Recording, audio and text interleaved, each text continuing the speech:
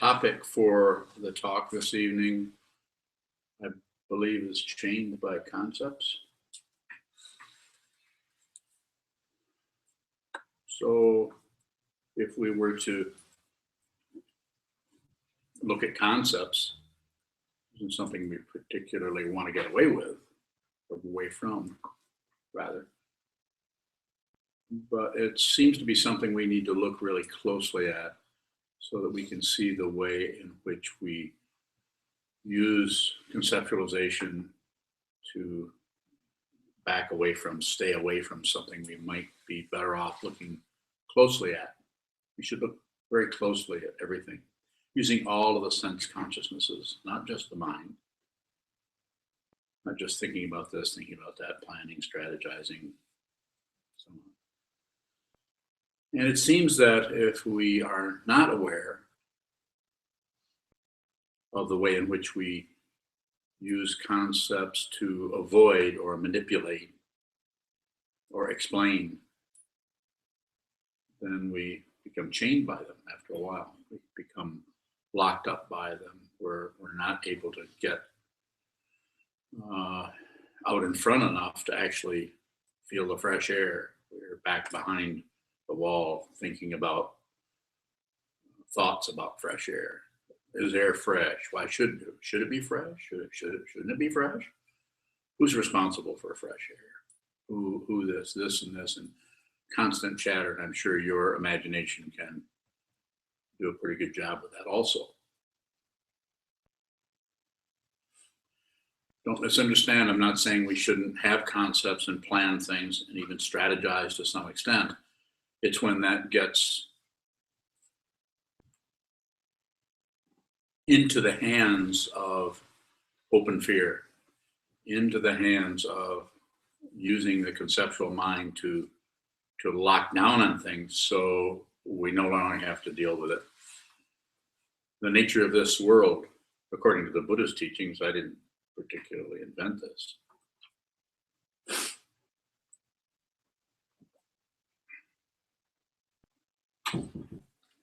Come right in, Ruby.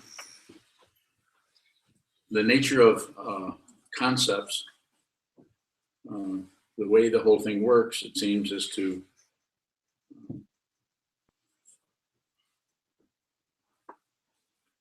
we use our ideas to protect us from things that when things start to become sensitive, then we start to lock down, like I was saying before.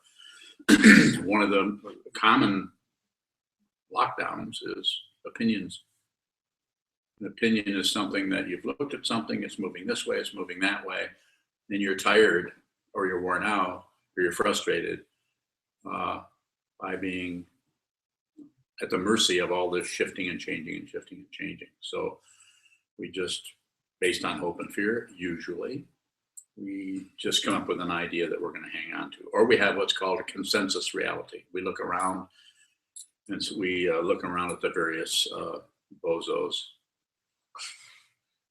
What? Bozos? It's not an opinion. I meant to say hobos.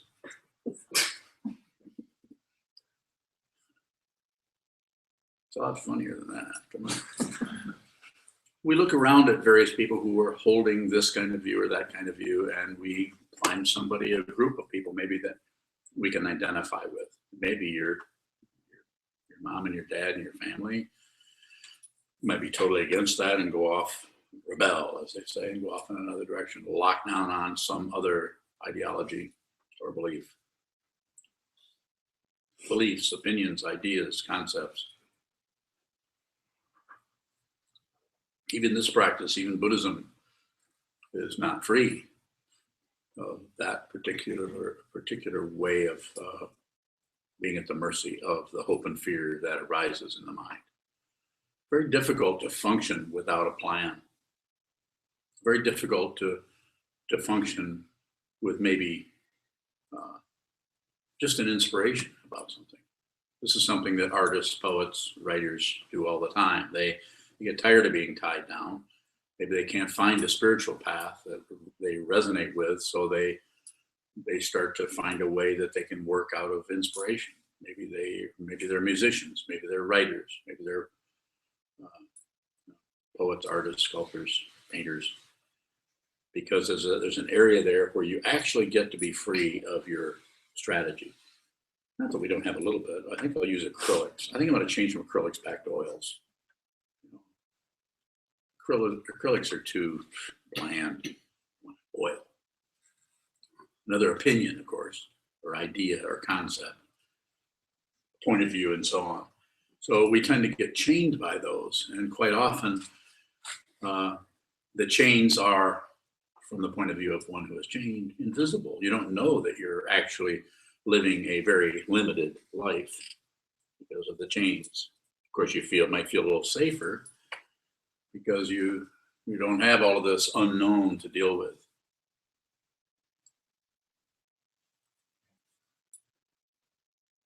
Sometimes people just go to Antarctica because they just want to be at the mercy of the unknown.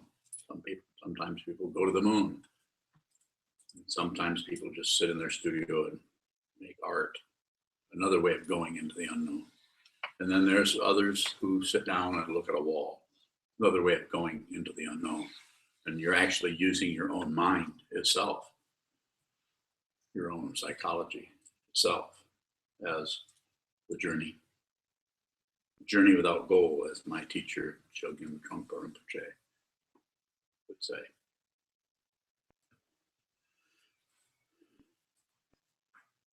Interestingly enough, it's kind of an interesting phrase filler, isn't it? Interestingly enough, I'm about to say something very interesting.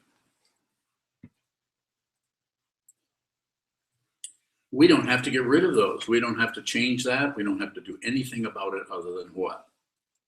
See it. See it, hear it, smell it, taste it, touch it. Use your 5 sense fields and your 6 thinking process, which is also a sense field that senses thoughts. The nose cannot smell a thought, and the mind cannot smell a fragrance. The mind has a lot to say about it. That fragrance sucks. But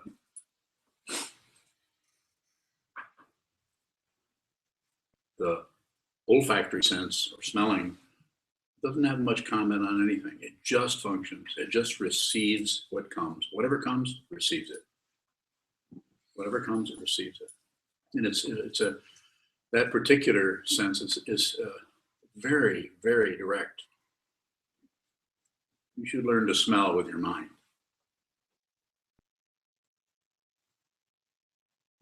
You could actually experiment a little bit. You could work with trying to see if you can do that, see if you can taste thoughts. A good example of that is if I say, this mouse is actually a lemon. And if you have an imagination at all, your mouth will fill up with saliva.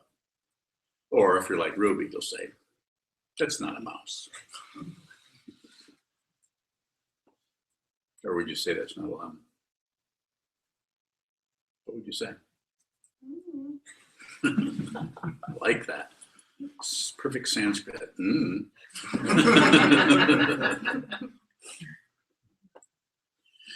So what I'm trying to introduce is and suggest is if you practice awareness, practice meditation is a common word for it. Practice strengthening just the witnessing of the 6 sense fields, just the witnessing, including the mind, especially the mind. But not to leave out seeing, not to leave out smelling, tasting, touching, feeling. And just observe what comes to you, what actually appears. And when it does appear, you will notice, if you do enough of this practice, you will notice that as something appears, you add things to it. Even if it's just a smell, or even if it's just a taste, a bunch of comments come out of the 6th, 7th, and 8th consciousness, to be very esoteric about it. Comes out of the thinking process and tells you what you're smelling. Tells you why you're smelling it and where that smell came from, or where that taste came from, or why your body feels warm is because it's that time of the year, or why your body feels cold, or you should remember to get your jacket. One who is functioning out of awareness will still have all of those concepts. It isn't like you get rid of them. It's just that they find their place. It's just like you don't smell with your eyes. You don't see with your nose. Well, I know a few people who try to look out of their nose. I thought that was funny. Not funny. So what are we doing? We're trying to emphasize, sharpen, strengthen the awareness. So when you sit, you sit, you come back and you sit, and you sit, and you sit for an hour, sit for 2 hours, sit for 8 hours, sit for 5 hours, day after day after day, or maybe only 20 minutes. There's no exactly correct protocol for doing anything, any of this. But I would highly recommend you do something besides just use your awareness to just chop, chop, chop, chop, chop, chop, cut, cut, cut, cut the rest of your life without ever taking the blade of awareness back and just sharpening that blade. You don't have to be a Buddhist, but you could, but not required. But you could train yourself to see very clearly the differences, the different aspects, the different qualities of any experience, so that all those qualities would open up, so that you could actually see where your preconceptions are. You could see where your reactivity is. You could see what kind of conditioning came out of your past, preschool, whatever was happening to you is probably still hanging around in some way, waiting to be triggered, so that you can come out with that feeling, that emotion that was never allowed to come out back then. It's just a way of talking about it. It's just psychology. And so the very simple way that I like to talk about this, and it's quite complicated on a personal level, is lead your life with your awareness. Actually be willing to walk outside. Sure, you may have an agenda. Maybe you're going to a car wash, or maybe you're going to work, or going out to the park, or you're going out to shovel snow, which we don't have any, do we? You're going to do something. But once you decide what you're going to do, then just be wherever you're at and go do that. You won't forget, but you could actually know there's gravity allowing you to even get there. The force of gravity is powerful, pulling you right towards the center of the earth. There isn't a foot on the ground anywhere that isn't aimed right at the center of the earth. Well, there's a couple of them that are belly up.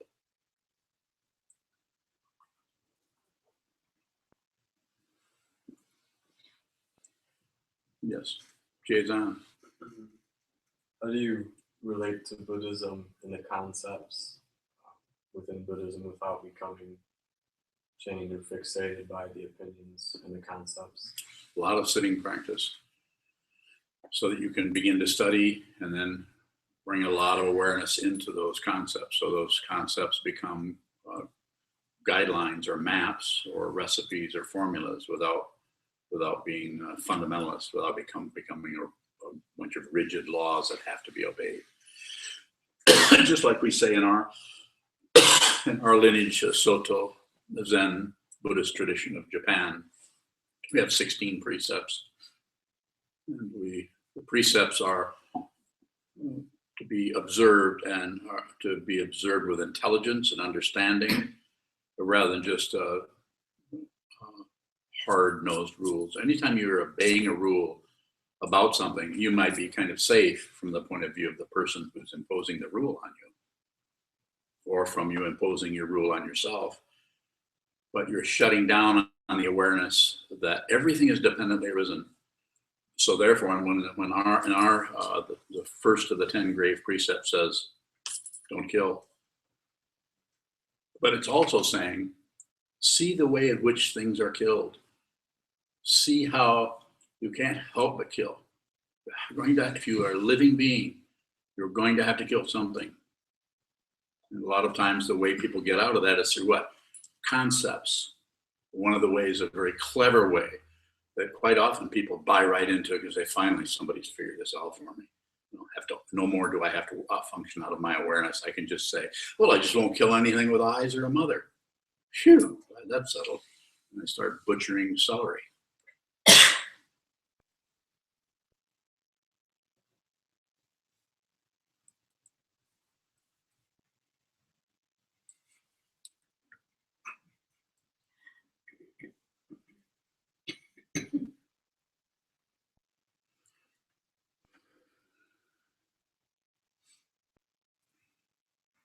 Well, that's probably not a very good example.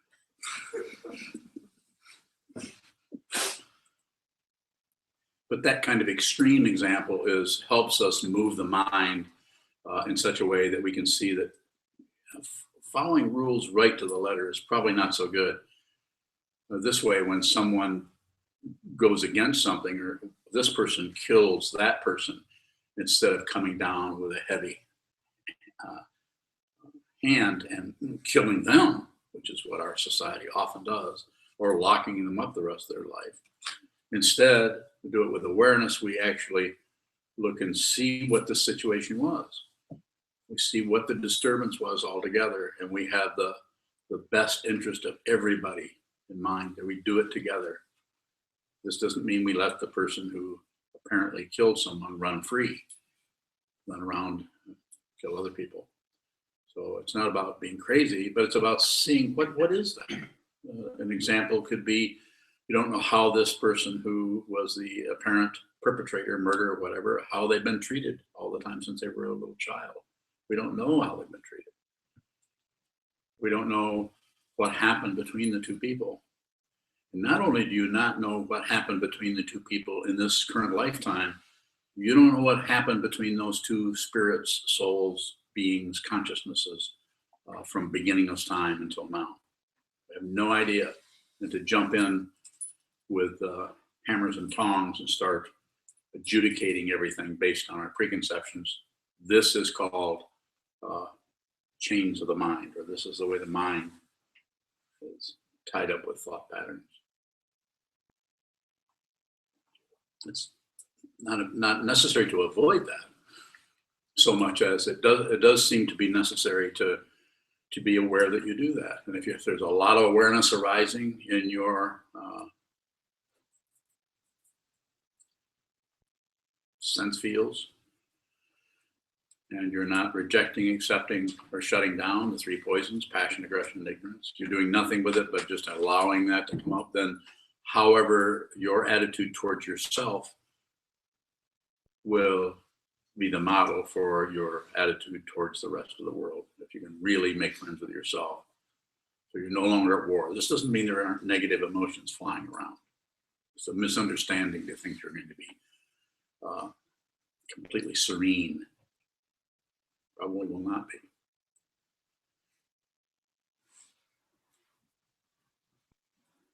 Yes.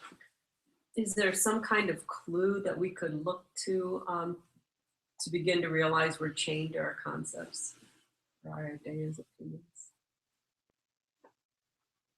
Suffering, discontent, feeling, all kinds of things can arise. There's lots of them. Feeling upset, feeling for no reason, getting really angry about this or that or the other thing, making mountains out of molehills. I mean, it's just a way. There could be all kinds of other things that could arise.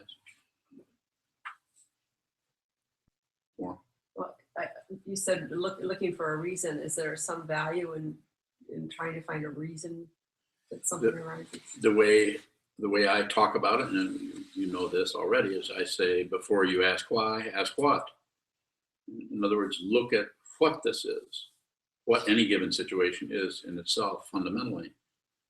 And then once you see what it is, then you might start to ask why.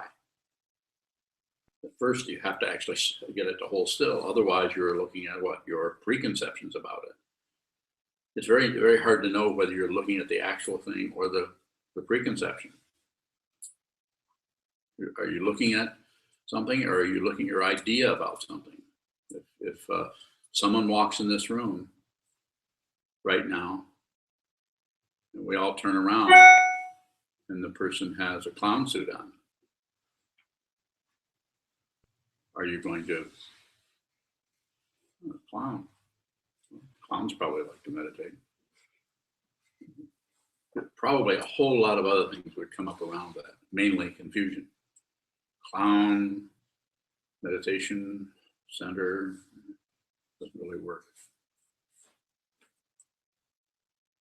What?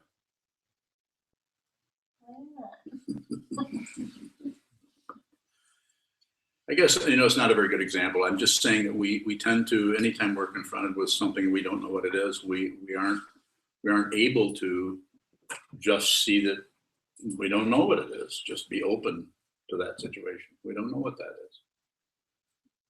Instead, we immediately start projecting things onto it. Does this fit? Is this fit? Is it good? Is it bad? Should I run? Should I attack? Should I? Rather than just have an open dimension where you don't know, where you have the fearlessness to not know. To have the fearlessness to not know is to be able to ask, what is that?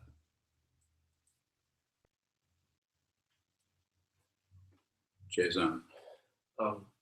What are concepts without practice?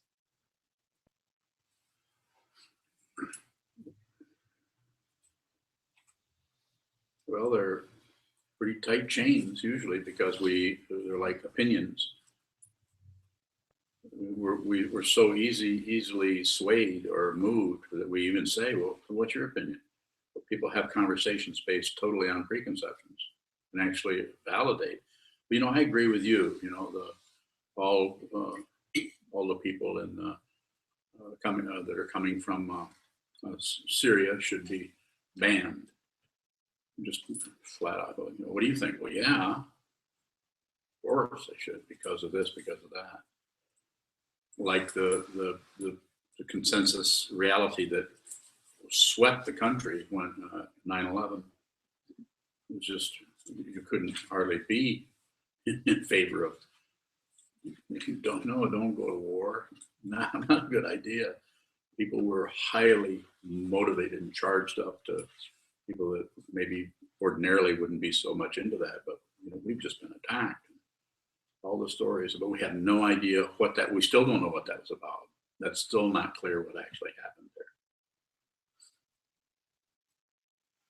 there. Yes. How does the relationship to concepts change with practice? Very good question. Even though you see something you absolutely don't understand, you don't jump to a conclusion about it. You have a willingness to not know that can go on the rest of your life.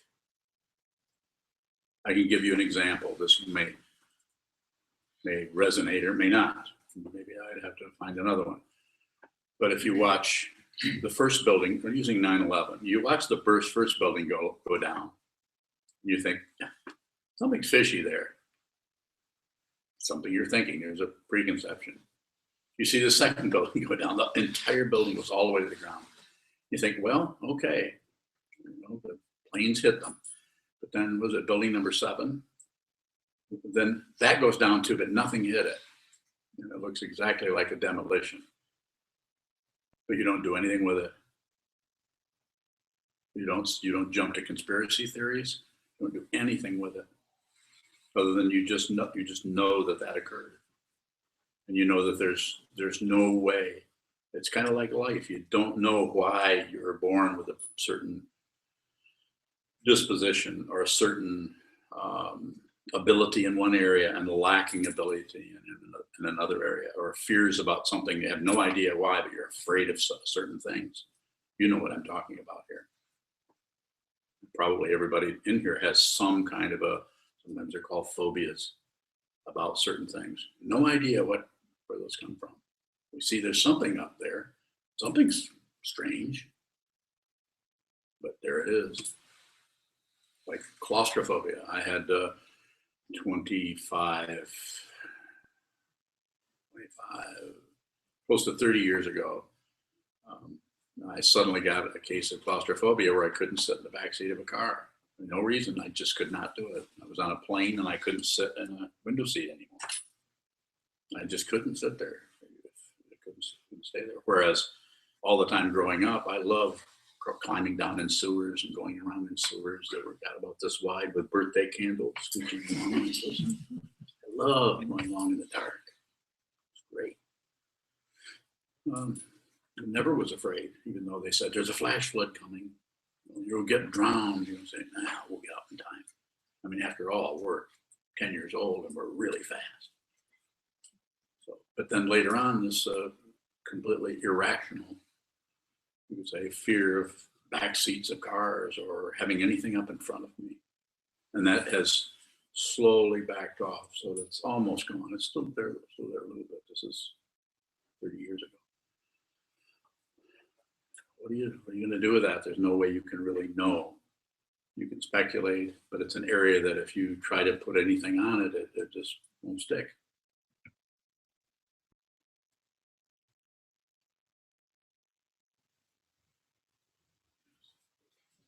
To take a really basic Buddhist concept of the three poisons, what does that look like, chained and unchained? Yeah. Passion, aggression, and ignorance.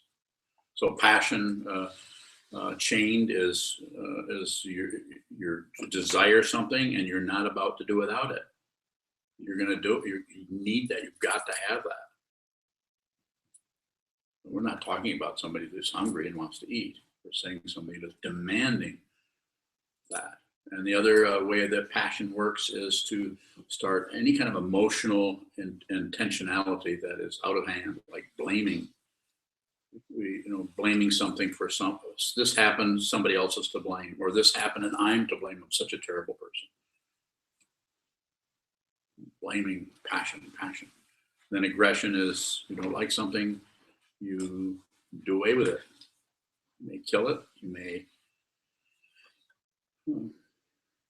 lots of ways of that aggression can work to get rid of something. And then the last one is ignorance, which is shutting down or turning away from it. When these things happen to someone who no longer has a solid self, or when they look in to find themselves, they see a discontinuous situation happening where there's no solid reference point happening there, then that tends to happen outside. The reference points that used to be so strong and definite and opinionated outside are moving all the time. Everything is in flux, constantly moving. So if one is there and as one is functioning out of compassion, desire to realize what is fundamentally true for oneself, then when one begins to realize that you're not separate from anyone, then the very suffering that other people are going through, that they're so much at war with themselves or with others, using their opinions, using all the sticks and stones and hammers and clubs of concepts, and opinions and ideas, and they should, and I shouldn't. You're free of that. You still have them. They still come and go, but they can't find any Velcro anywhere anymore. They can't find any glue. They go right through. And that seems to be especially true if you glue yourself to this path, in this particular case. Not that this is the only way, but if you glue yourself to this with a vow, then that seems to stick. The vow to be with all things. More? Not all that clear, so there should be more questions there. When you say that, it just kind of throws a block up for me. Like it just like. Is it like a cement block or like a little toy block? Clay maybe, or clay, wood. Where do you go with that? I mean, we have another concept. Yes. And which is what? What concept is it? That there's somewhere deeper to go. Okay, but it's There's nothing wrong with concepts. You just have to know that that's what they are. If you know what that's what they are, then you'll see how they operate, and they go away, and they come back, and then they go away. They rise, and then like everything, they're coming and going, coming and going. You don't have to get rid of anything. You don't have to get rid of any concepts. That's why it's called freedom to people who understand this, because they're no longer chained by, even though their mind, they might still have a crazy mind, but they're not imprisoned by it.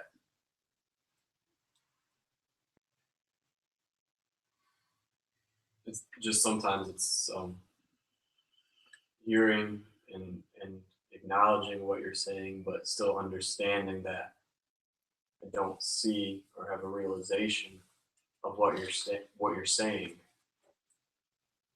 Is it premature to go somewhere else? Like where? To another question. How do you go deeper into something when you don't understand the surface of it? Yeah, when you don't, you see how shallow it is. You see how, just seeing how shallow it is, that takes you deeper. It's seeing what this is and who you are and where you are and what this is fundamentally, minus the concepts. Now, if the concepts come, that's fine. We don't try to get rid of them. But through just being insistent, like we were talking about today, just being insistent. I insist on seeing, you don't have to say it, but I insist on seeing the truth for yourself. This is not a belief system. Nothing to believe or disbelieve. Insist on it yourself, sir. So with the concepts, you can get more and more complicated, more complex, and sometimes it feels like you're going deeper into it. It just, maybe you're actually just telling yourself a further lie. So how do you begin to unravel the first concept, the first complexity, instead of trying to understand concepts through more concepts? If you look at it and you see it the way you're describing it, it'll unravel itself. Because it's only raveled through the polarity that is apparent, self and other. We think that there's a self here, there's a self there, and there's another self over here, and there are other selves in here, solid, ongoing, deliberate beings who have their own identity. It is somehow a solid identity. Just because they're separate bodies, we bring more assumptions to that. Well, I'm here and I was born at a certain time, I'm a certain age, so I'm separate than everyone else. If you begin to realize that that is untrue, that the fundamental situation is nothing is separate. So therefore, the very ball of string that is all wound up that causes us to suffer and be at war with ourselves or with others, or pushing and pulling or trying to get our way based on the energy of the three poisons: passion, aggression, and ignorance. That starts to just unravel just through seeing no self and beginning to see no solid other anywhere. And then it's amazing that you can even talk, but you can. There's no one talking. How do you present concepts to people who want to learn without, while simultaneously pointing out that the concepts are not it? That's what we do in the book study that we do every day. It can happen other ways too, but that's one of the things that serves, is to bring people together who are interested in studying awareness practice, studying Buddhism, studying the teachings of the Four Noble Truths, the Eightfold Path, and all the other conceptual supports to awareness practice. People come together and work with those concepts, and just by working together, you follow me?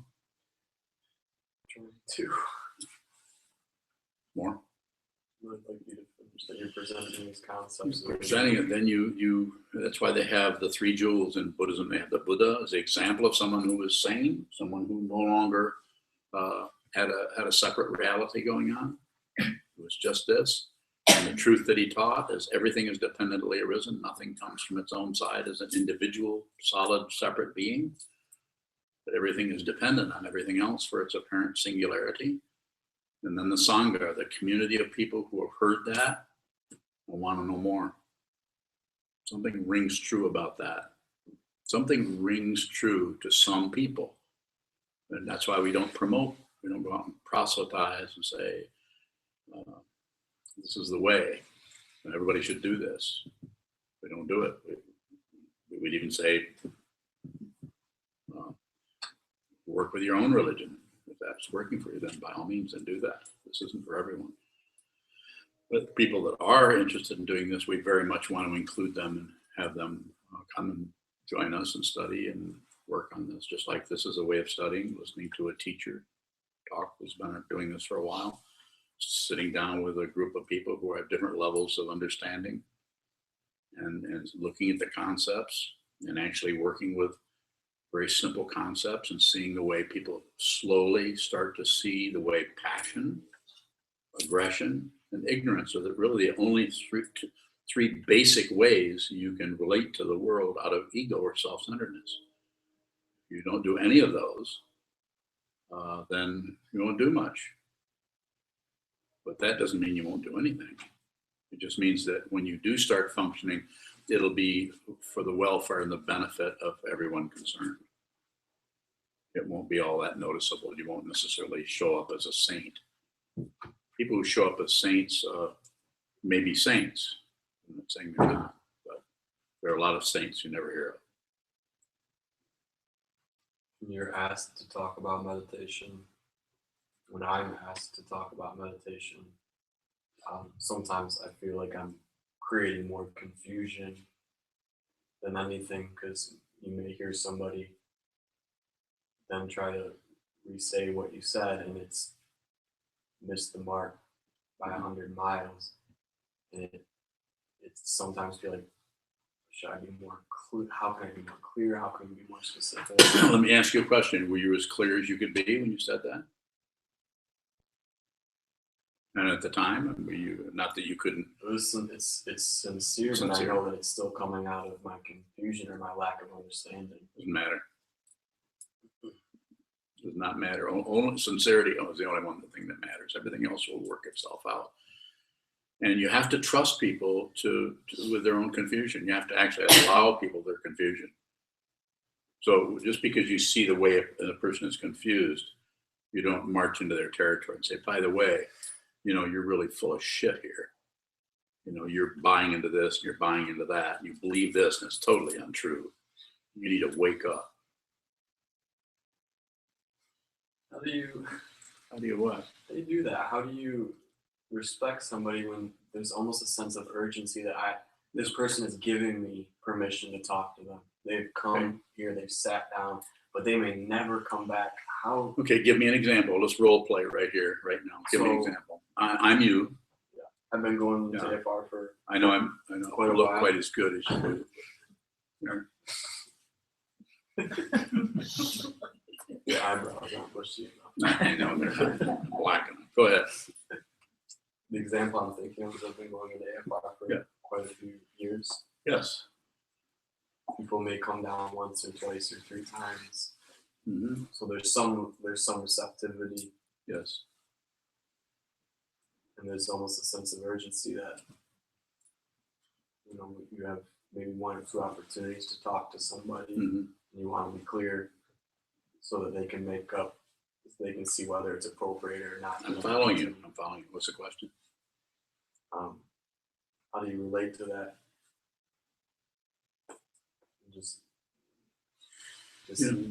You just meet them where they're at.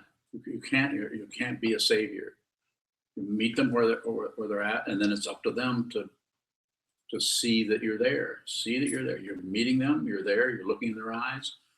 You're listening. They know you're listening, and they're telling you what's happening with them. You're listening to them. And then if you say you're having permission to talk to them, then you could suggest to them that they include an awareness practice. Sometimes I'll say to AFR people, give it a year. You got nothing better to do. You're only 22. Give it a year until you're 23. Sit every day for an hour, 24 hours in a day, take an hour out and sit there. Sit down, don't do anything, just look at the wall, or look at the floor, look at a plant. Hold still and just observe and see the way you keep confusing, the way you create more problems for yourself. And then they may come back and say, yeah, when I was in Houston, my brother's best friend, he was really into meditation, man. And yeah, he had really great tats all over. And he was a really cool guy. He used to sit for like, an hour or 2 hours or something like that. And he seemed to have kind of a glow around him. I'm not making fun of tats, by the way. I love tats. And glows. I wish the hell I could glow. I wouldn't have to sit here and dream up all this stuff. So the important thing is to be genuine. If you're there, you can't, hey, we don't have crystal balls. You know what I mean? Not this kind. We can't see into the future. We don't really know. There fundamentally isn't anything. It's just now. I have to do it right now. So when somebody comes to you, just be with them.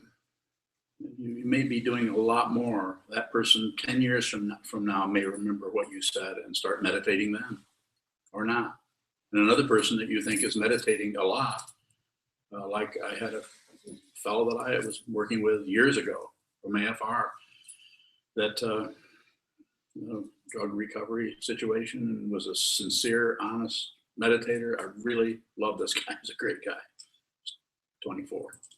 He no longer is alive because the circle that he was going around in, he just spun out, and his drug of choice took him down. Sad, heartbreaking to hear about, but do the best you can. You meet people where they're at. I just happened to stay in touch with him and his friends long enough to hear what happened to him. But you can't prevent that. You have to just meet someone where they're at, do the best you can. And that's your practice. You do the best you can. And it's up to others or apparent others to do whatever they can and make use of your teaching the best they can. Yes. How do we include our confusion without projecting our confusion onto others? All you have to do is know you're confused. You know you're confused, probably not going to project it onto someone else. More? How do you see the subtleties of your confusion? Sit on a cushion and watch how we keep adding on to the confusion and trying to push the confusion away and try to make excuses for the confusion and try to distract ourselves out of confusion. There's the three: pushing, pulling, and looking away. The three processes. If you can just get a view of how that works, that tends to traipse around with you during the day quite a bit. You notice that, I'm sure. You're talking to someone and you notice that you're really clear on what's happening. You're really clear. You really know about gravity. You really know about the color of their shirt. You really know about the way their posture keeps switching back and forth. You really know that their voice gets really goes to a high pitch and then slows back down again. You know there's traffic over here going by. You don't miss much, including your own thought patterns that keep arising about trying to help this person and not knowing, being confused, not knowing how to do it. But it's the intention that's important. The awareness is king, but the intention is definitely a bishop. Thank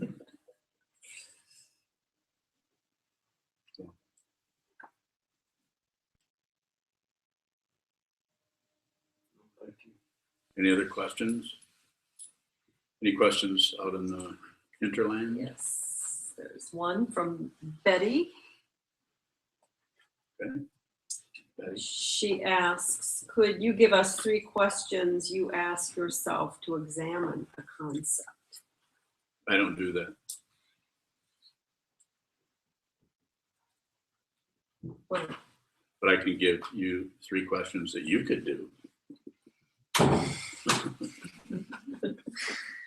And one of them is, am I adding? Whatever is arising, am I adding my own opinions and ideas to it? You don't have to stop doing it, but just notice that you're adding on to things.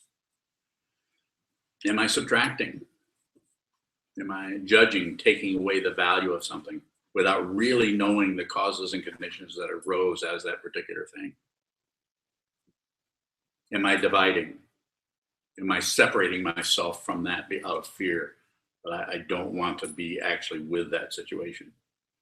If you do those three, then you'll find your own basic goodness, your own, if you're a Buddhist, your own bodhicitta, which is the mind of enlightenment, begins to arise in you without a self.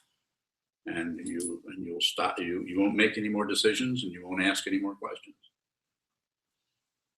And you won't need to talk to me. You'll be too busy saving all beings.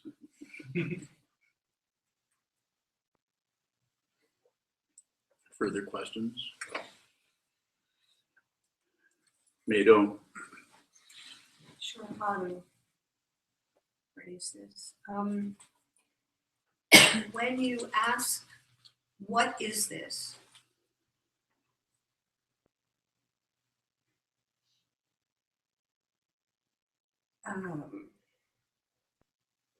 Can you ever really expect to get an answer other than what comes through your personal filter? I'm not interested in answers, only interested in asking the question. It's about the inquiry. It's about the inquiry, not about the response. Questions and answers are not separate. Until you see that, you'll keep looking for results and answers. It's not about that. It's only about the attitude of, what is this? And of course, yeah, if your things are coming back, then you're always going to be filtering. The very nature of the mind is to project and to analyze, and it's just that it gets run away. We run away with it, and we get in the service of self-centeredness and ego, like some of our political figures these days. Not really wrong, just extreme misunderstanding. So it's only about asking what. If you ask why, then you get a because back right away. Well, because of this. Well, why am I feeling this way? Well, because of that. And then we'll say, well, why did that happen? Well, because of that. It's called samsara, or the constant wheel, turning life and death, the birth of those thoughts and the death of those thoughts and the birth of those thoughts. But if you say what, everything comes to a halt. Not really, but it looks like it. It comes to a halt, and you're like, you have a existential train wreck. It comes to a halt. You're just there with whatever you're looking at. Your grief, your boredom, your depression, your paranoia. You're just looking at it, and it sucks. Or it may suck. It may not suck. But you're actually looking at in the very area you're supposed to look. Now that you're doing that, let's put a few years of awareness practice behind that and get that awareness to go down deep into that karma, into those causes and conditions that arise as any one of us. Causes and conditions are completely, it's like, let me think of something really complicated, other than glomeruli in the kidneys. Has anybody got anything new? What's really complicated, Ruby? Something really, really complicated. Division? Huh? Division? Division is really nailed it. Long division. I don't think I ever solved a long division problem. Ever. I think they were always wrong. I'd have 6 or 7 on a page, and I think there's so many numbers there. Something's got to be right. Nope. Wrong. I would always transpose a number. Never could do that right. So when you say what, that's just like looking at long division. But you think, well, somebody's already done this problem, so why should I go over it again? Well, you don't necessarily have to. All you have to do is just see what it is. Somebody else might go in and figure it out, and then you can check it. But seeing what it is seems to be just the full frontal seeing of something is so powerful. Michael. I have a problem with that. It seems like seeing something is one thing, but asking what it is something entirely different.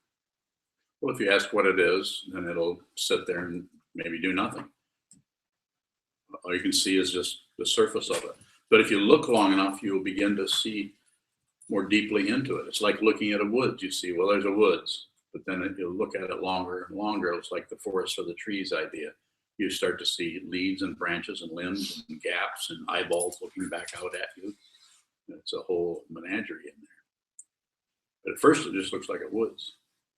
Yes. The other thing I was wondering about is, so this image of a chain. Chain by concept. Yeah. Chain to you. Yes. No, the concepts chain you. Chain, yeah, right around, the image I have in my head is a chain around my Around your neck. neck. Yeah. And this concept out there, and I'm whipping around. Is that karma then? Well, some of it is karma, action. The action. Some. So the release, with the relief of the chain, would that then be a different karma? No. It would be because you're just looking at it. So there may be some cause and effect happening, but it's fairly little or fairly small because you're not doing anything but looking. You're just seeing it. So the chains may still be there, but it doesn't have the kind of rigidity that an actual chain that you actually believe in, that you're giving power to hold you and lock down. You're adding to the chain. You have the chain, and then you believe in the chain, and then your opinions are more chains, and then the other people come along and agree with your opinions, and those are more chains. And then when you start to get weak, you talk to them, and they reinforce your opinions, like like a political party or like any kind of movement, any kind of thing where everybody's feeding off each other's rah, rah, rah. But I have this problem with causes, that seems very. You want me to help you? Pardon? Want me to help you with that? Yes. Stop it. How's that? Well, that's what I was getting to. Well, there is a point, right? Where you have to make a decision. No, you don't.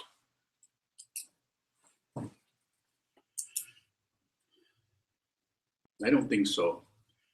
I'm not going to necessarily debate with you on it because I understand where you're coming from, but I would say try to look at it as much as you can.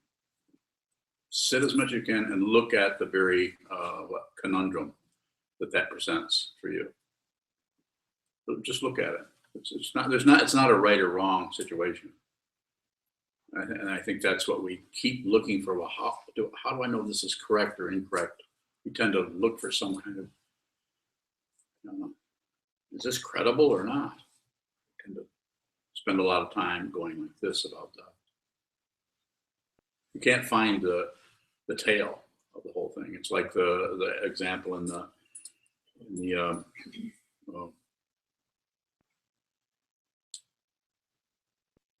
Sandokai, the equality of sameness and difference, the stream flowing in the darkness. Can't see them. You can see the light. You can see the light. But when it comes to those streams flowing in the darkness, it's so complicated. And so if you spend time there, you just end up going around in circles or Mobius strips. It looks like you're getting somewhere, but it's a Mobius strip. So you know what those are, I'm sure.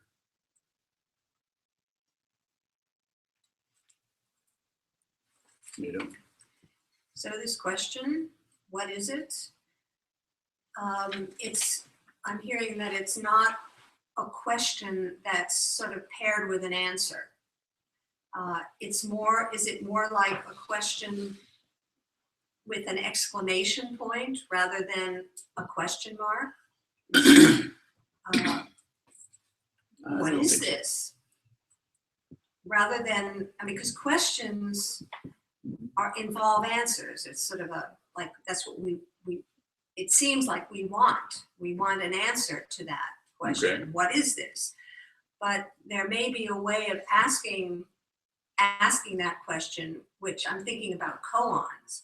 When you get a koan, it's your first reaction, at least, is sometimes it's what? So it's like, what? What is this? Mm-hmm. In which you're not really expecting an answer that describes what it is, that explains what it I'm is. following you. What's your question? Yeah, well, is this question, what is it? More like an exclamation No. rather than a question. No? But it's a question that doesn't involve an answer. What? What is this?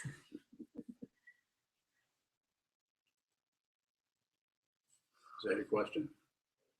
I don't know. So my sense is that that will, if we are really asking this question on a fundamental level, the answer will always be, I don't know. Not necessarily.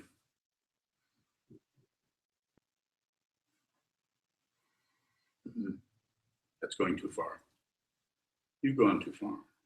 Not uncommon. I think we should close. Good questions. Thank you so much.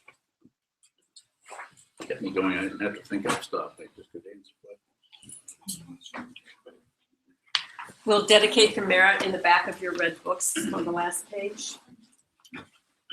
And we do have donation boxes in the hallway for SokukoJi and for SokuZan, as well as online. You can go to our website and help support us.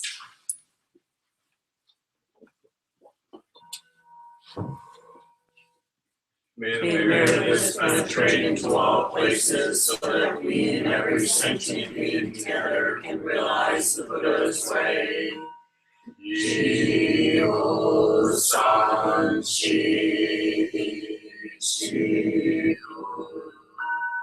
Ji-son bu-sa, mo-ku-sa,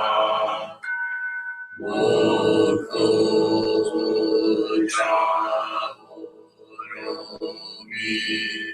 The 10 directions, the 3 worlds, all Buddhas, all venerable ones, Bodhisattvas, Mahasattvas, the great Prajna, Paramita,